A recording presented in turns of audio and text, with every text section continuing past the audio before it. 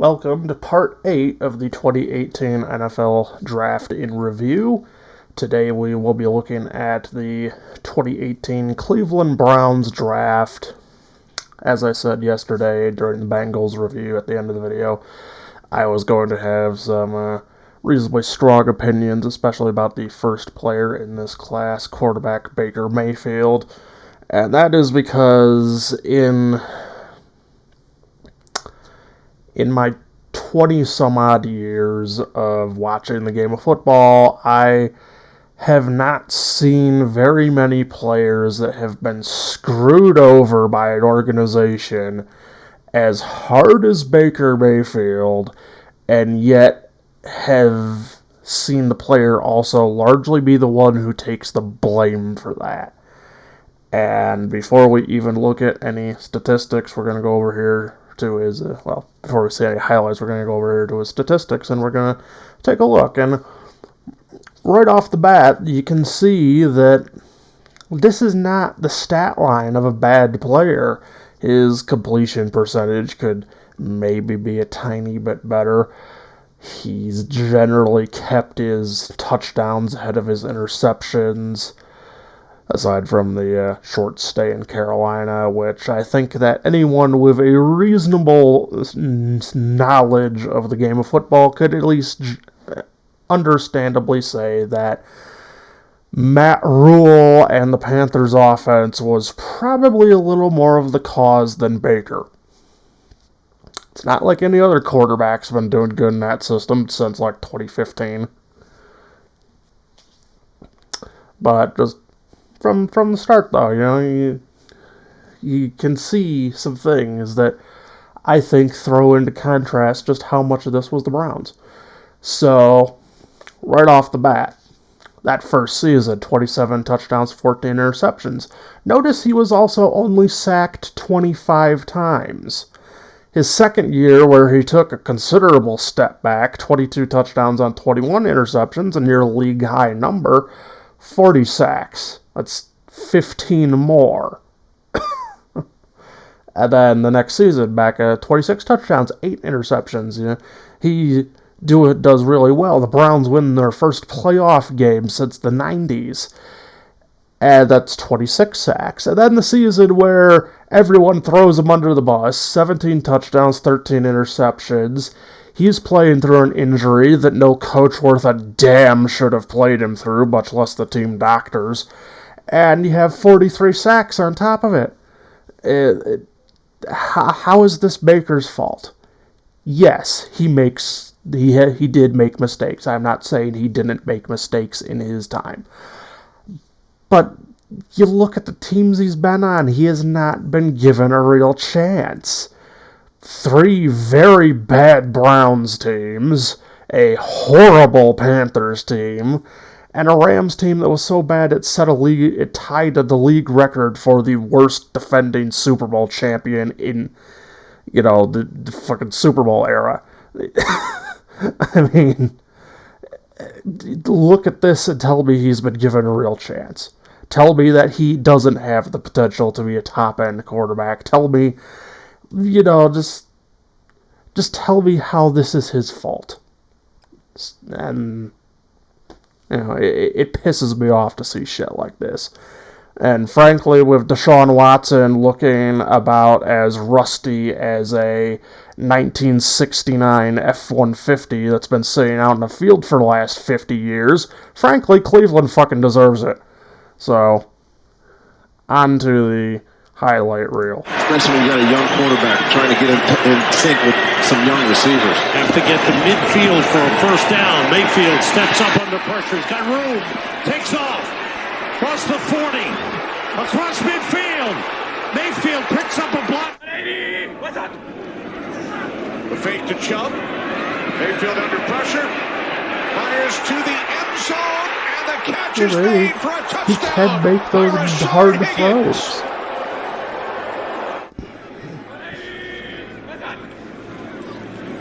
Play action on first down for Baker Mayfield, and he's going to go deep, and he's got a receiver downfield, and he's got it. Rashad Perriman. I've heard about it. The only reason that's not a touchdown is because the receiver just leans out too far to get to the ball. And Mayfield stepping up. Does he see something deep? He does. And the ball is going to be caught. Touchdown. Infield goal range, third and now. Mayfield rips it. End zone. Touchdown. Held on to by Brashard Perriman. For the Browns rookie quarterback. 2nd and 10. From the pocket. Twice he thought about loading it up. Now in trouble. Goes down the middle. He's got his man. What a play.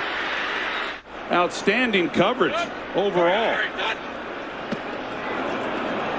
On first down, Mayfield down the middle. Beckham has it for the touchdown. 180. Baker wants to throw it. Mayfield goes deep for the end zone. Odell Beckham, he's got it. It's a Cleveland touchdown. We're starting to...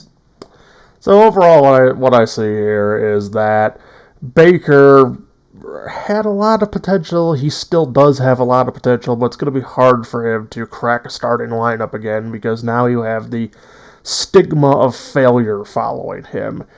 Even though it really is not his fault, and a few of those plays you had, the target was Odell Beckham Jr. I know a lot of people considered Odell Beckham Jr. to be one of the best receivers in the league, and for a brief moment in time, he probably was, but since he left the Giants, it became painfully clear to me that Eli Manning was the source of his success, because he was really the only target Manning could rely on, and it was kind of that feeding both ways thing, that Manning, a declining, aging quarterback, not having any other targets, and Odell Beckham Jr. just being good enough to establish himself as a reliable target. But then he moves away from that to quarterbacks that don't know him as well as Eli did, and he got a ego on him, not quite as much as Antonio Brown did, but still enough to the point that he became one of the smug, unlikable douchebags of the league. And as soon as he hits Cleveland, you notice all this complaining about Baker Mayfield not throwing him the football. He completely shut down once he was in an offense that had some actual competition for him to be in the top receiver. And even now, as far as I know, he's still acting like he's hot shit, like he can dictate where he wants to go. You notice he's still a free agent last I checked. That was the Browns' number one receiver for most of Mayfield's time in Cleveland. Jarvis Landry was the number 2 for a good chunk of that. They never really established a proper replacement, I would say, for Landry when he started to go, and didn't really establish a top-level guy for when Odell Beckham turned into a little crybaby. So you just have this mixture. There's no consistent tight end, which a young quarterback like Baker Mayfield would have benefited from. There was inconsistent receiver play. You had the offensive line, and I'm aware it was because of injuries and a multitude of other things, but you can see the correspondence between the sack numbers and him having bad years. He doesn't have the mobility like Russell Wilson to make a good season while getting sacked 40-plus times. He needs actual protection, which is fair to say for most quarterbacks. If you're getting crushed basically every play, you're going to make a lot more mistakes because at some point it starts getting in your head, I have this long to get rid of the ball, and if I don't get rid of the ball, I'm going to be on the turf. And that can get even worse when he was injured like he was in 2021. So, like I said, Cleveland pretty much destroyed Baker Mayfield's career. And they're now pretty much heading backwards. Jacoby Brissett was serviceable, but far from good. Deshaun Watson was arguably even worse. And frankly, considering how arrogant Cleveland fans got after that playoff win, mixed with how the Cleveland Browns treated Baker Mayfield for one bad year after being the guy that got them their first playoff win in over 20 years, and then the fans, some of them even openly welcoming a sexual predator as their quarterback and pretending that it was somehow the victim's fault. No, fuck the Browns. You deserve what you get.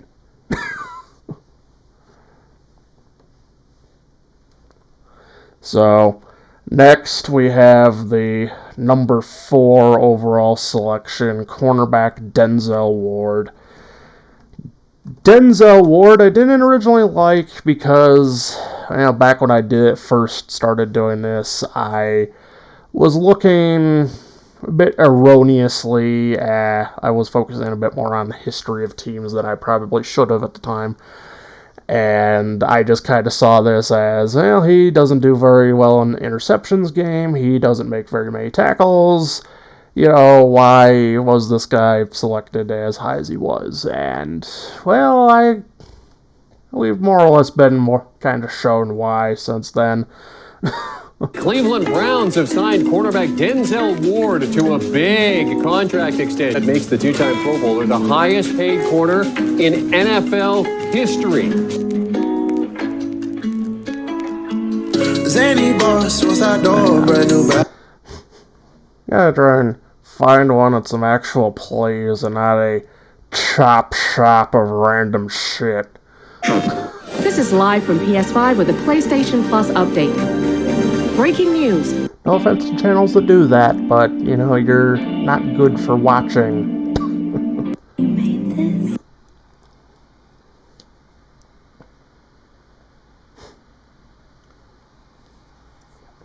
Probably could have picked that off.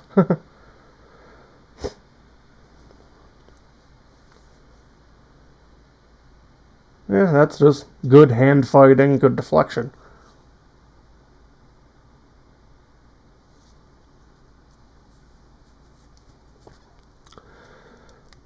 This so far is what you really want to see out of a corner, a guy that can get in those good positions, fight, make the receiver really fight for it.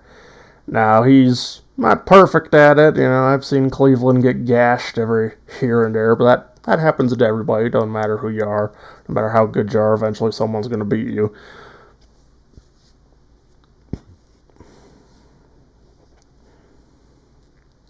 That should probably have been an interception.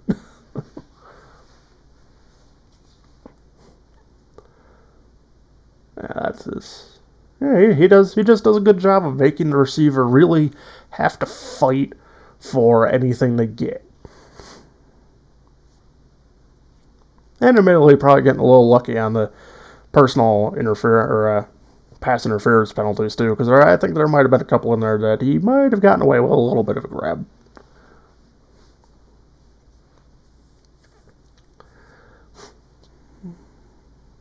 So, overall, Denzel Ward has really become effectively I would say maybe the best, or if not, at least second best player of this class for the Browns. They got a defensive cornerstone here.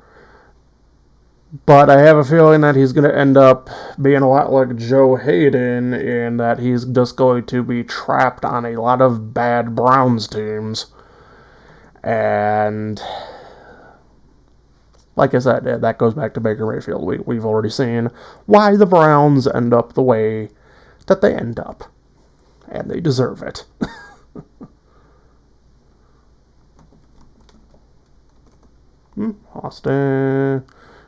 Austin Corbett, the number 33 pick from the 2018 NFL Draft.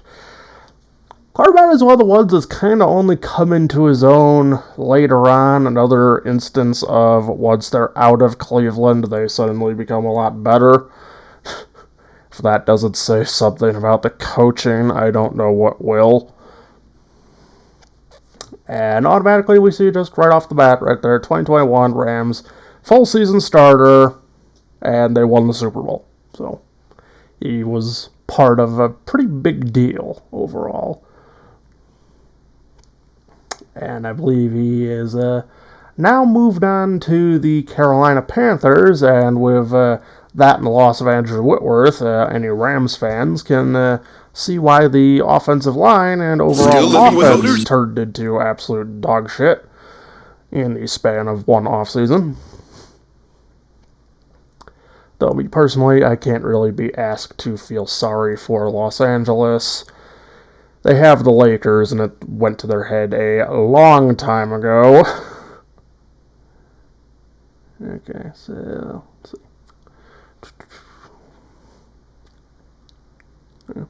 Looks like they had playing a little bit more guard than tackle, but still doing a very good job of matching up with these guys that are, I would say, pretty close to the same size as him. The Buccaneers, the past couple of years, their defensive line hasn't been exactly a joke. It hasn't been elite as far as I could see, but it hasn't been bad either.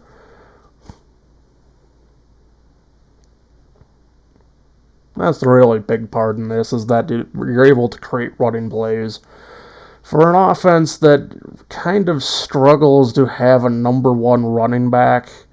Ever since Todd Gurley had his thing with his knee, the Rams have kind of struggled to have a consistent number one lead back. Cam Akers tends to be hurt a lot. So,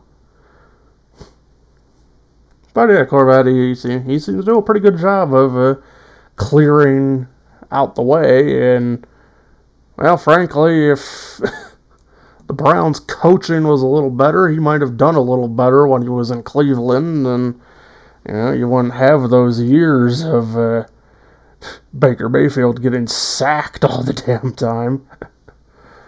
Though that goes obviously more on the tackle. You're defending the edge rush. You're the ones that are usually giving up more of the sacks than the guards, but even so, it's one of those things that Cleveland really cost themselves, I think, with letting this guy out the door. Next, we have the 35th overall pick, running back Nick Chubb. And, well, I hesitate to call a guy a Hall of Famer at the running back position anymore, because a guy can look like a Hall of Famer one season and fall off the face of the fucking planet the next. But Nick Chubb has been a very good running back so far. I was originally a little pissed at this pick because, the Browns, you had, the fans are screaming for Saquon Barkley or Bradley Chubb at the fourth selection. You don't go there, you go for Ward. It felt off to me, but Nick Chubb ended up falling to them, and what a difference he has made for this team. And I kind of have to kick the Patriots again here. They picked Sony Michel's backup, or Nick Chubb's backup at Georgia, Sony Michel, a couple of picks before Nick Chubb. That hurts. How much better this Patriots team would be if we had Nick Chubb. It just wasn't good.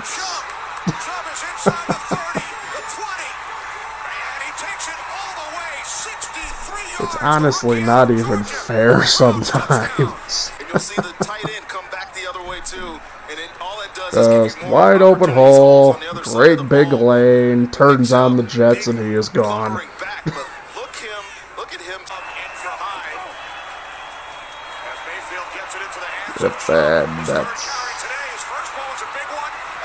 He has such good vision with the ball. The explosiveness to just dice a defense for making mistakes like the Raiders made in that game. You can throw him the ball and he'll make a play out of that.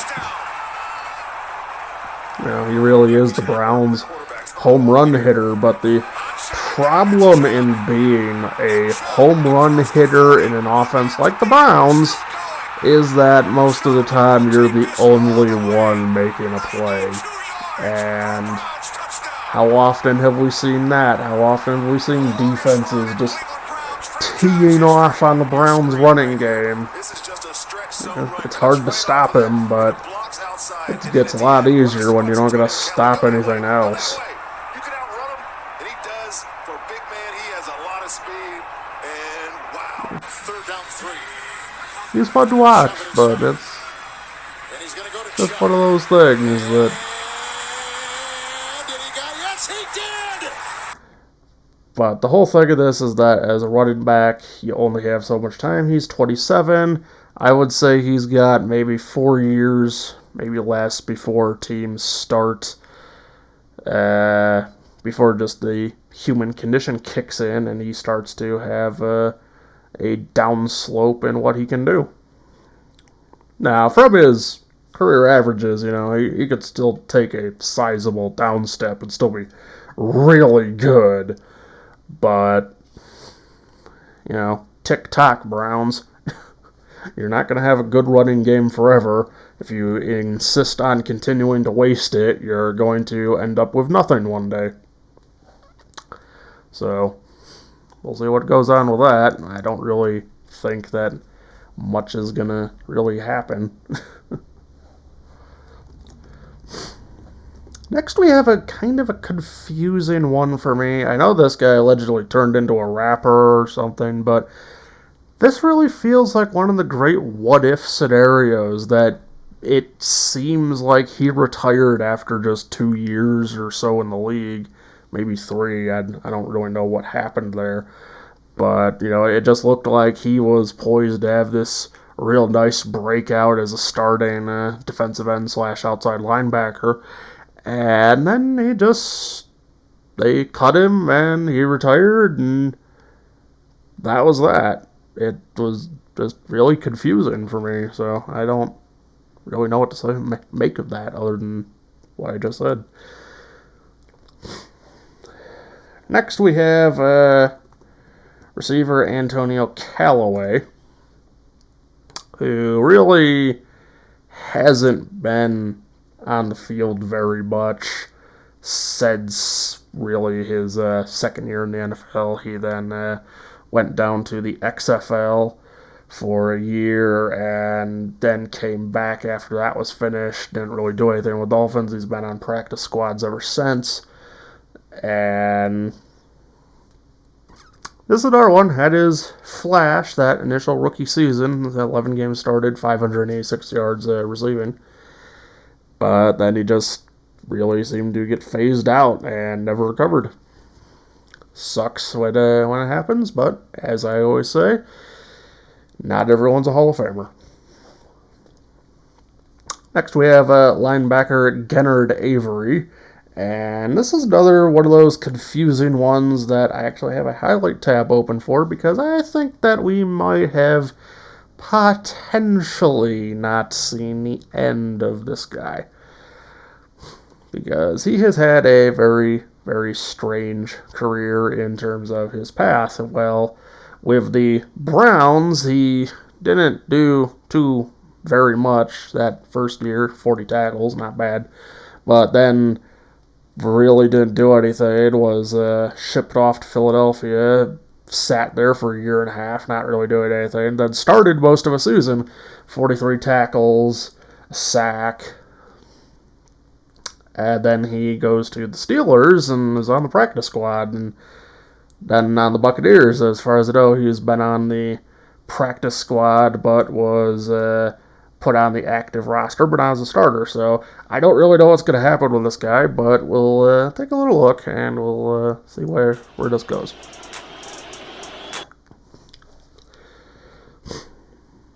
Whoop.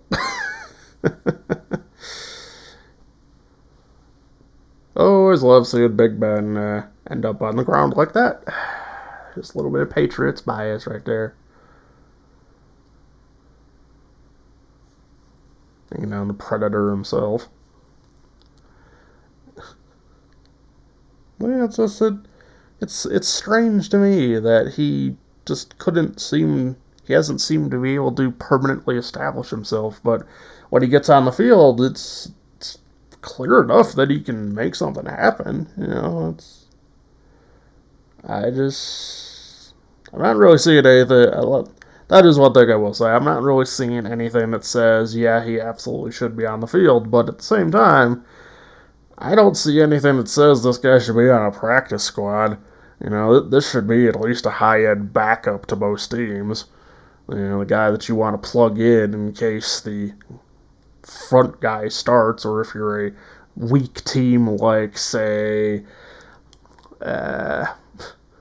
maybe like the Colts, or not the Colts. It's hard for me to say. It's hard for me to say in the moment who's got a particularly bad linebacker group right now. So, but either way, high-end backup, low-end starter. I don't see why this guy is on a practice squad struggling to get off one, But like I do believe that we will see more of Genard Avery as his career goes on. I certainly root for a player like this. He has shown an ability. Let's just, translate that ability, get something going.